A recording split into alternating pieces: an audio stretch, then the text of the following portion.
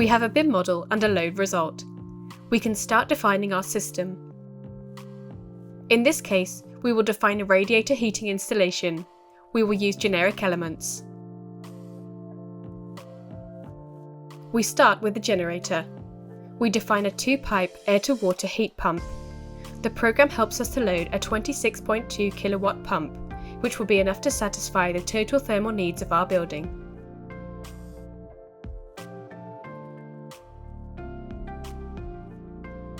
As for the emitters, we select aluminium radiators with a height of 771 mm.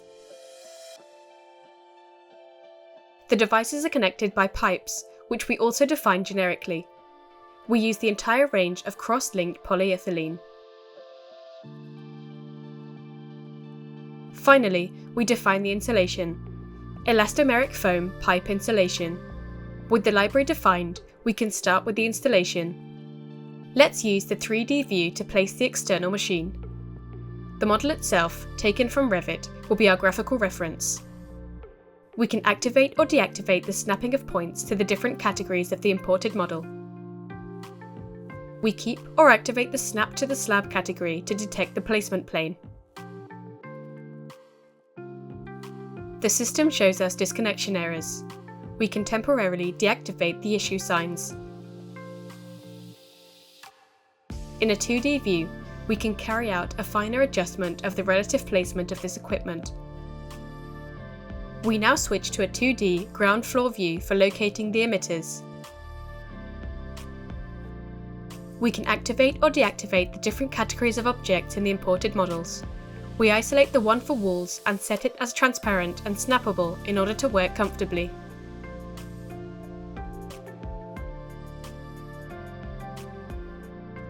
By double-clicking on a view, we can configure the visible range or view range, among other things. We raise the top plane to 2.95 meters in order to have a view of everything below the slab.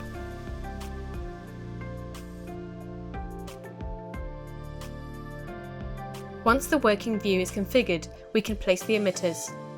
We select the previously defined generic library element and assign a number of starting elements, for example, 10. There is no need to assign loads because, based on its location, CYPEHVAC relates it to the corresponding load.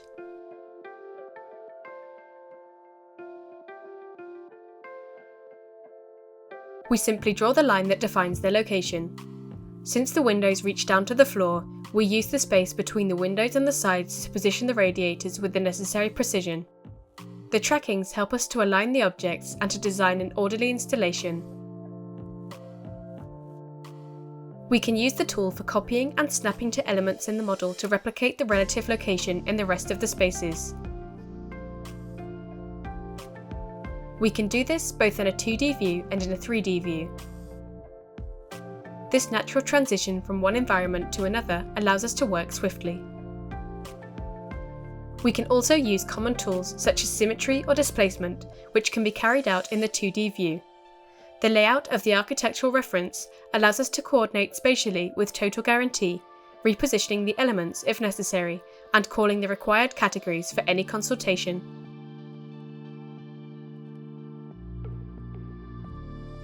For example, we will know where we can expand the number of elements in anticipation of increased demand.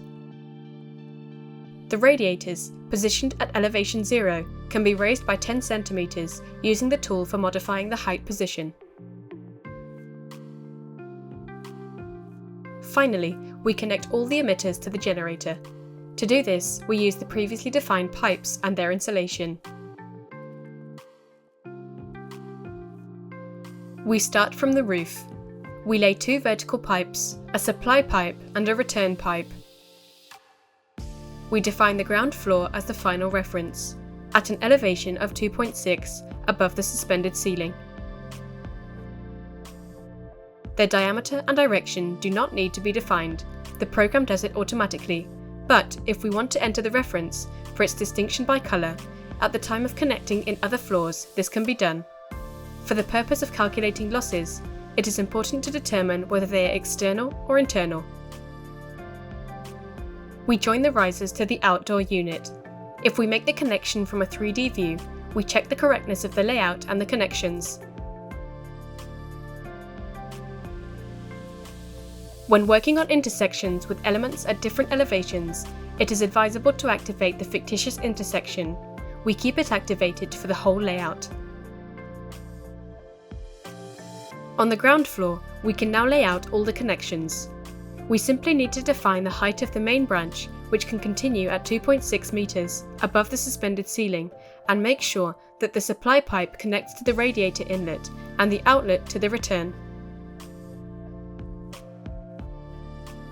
Thanks to the layout assistance, and more importantly, to the fact that the program automates the creation of vertical connection sections, the layout of the linear elements is very simple. We lay out the supply at an elevation of 2.6 and the return at an elevation of 2.55 to avoid crossovers and to generate a detailed model suitable for coordination.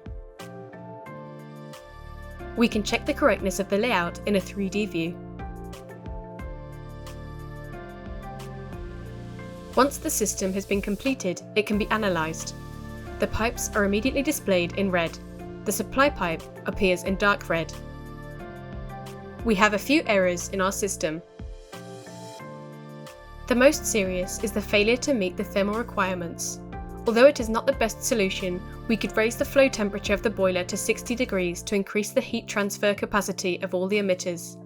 We can also take advantage of this to restrict its use to heating and solve the connection error with the pipes.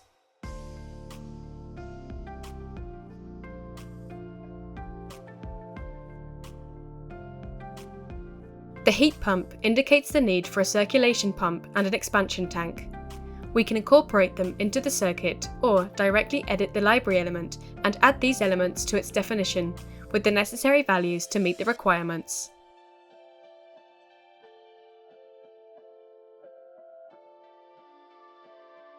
We have another design problem related to the pipes. They require too much insulation as a result of a definition error. We have entered them all as external by mistake. The solution is to edit one of them and copy their properties, in this case the room temperature properties, to the others. We can do this from a 3D view using a selection rectangle.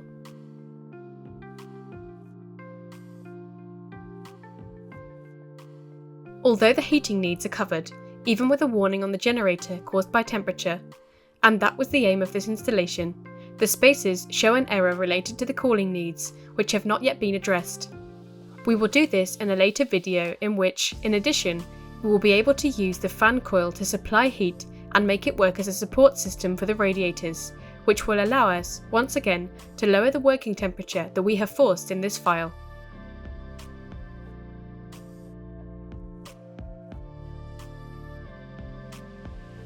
Once the system has been completed, we can obtain the corresponding reports and drawings, and we can even export this model to our shared project so that the results are readable from the cloud, where they are available to be checked from any device connected to the internet.